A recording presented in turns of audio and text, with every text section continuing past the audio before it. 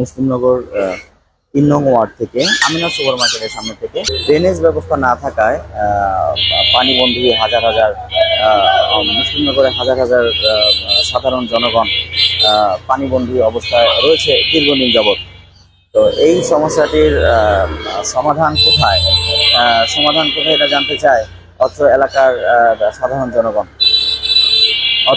সাধারণ জনগণ। জানতে চায় এই সমস্যাটির সমাধান কোথায়। দেখুন, আমি প্রায় এখানে ৪৫ মিনিট যাবৎ রয়েছি। জনগণ আরো বেশি দেখা যাচ্ছে, সাধারণ জনগণ।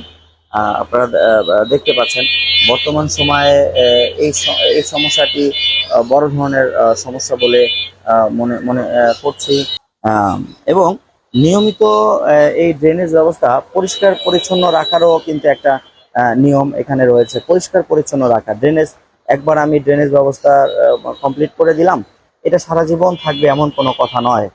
এখানে কিছুদিন পর পর হচ্ছে এই ড্রেনেজটা পরিষ্কার করারও কিন্তু উদ্যোগ নিতে হয় বলে অনেকেই জানিয়েছেন।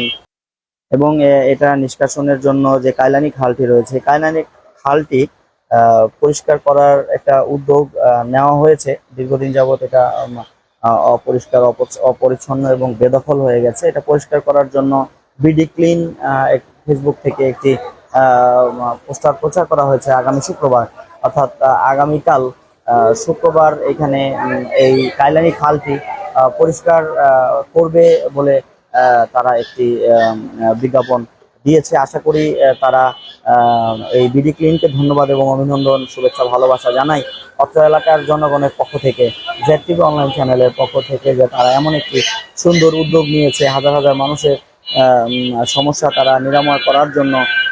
বিডি ক্লিনের সদস্যরা তারা নিজেরা কিন্তু নিজেদের উদ্যোগে তারা এই কাইলানি খালটি পরিষ্কার করার জন্য উদ্যোগ নিয়েছে।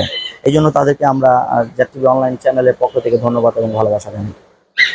তার মেম্বার চেয়ারম্যান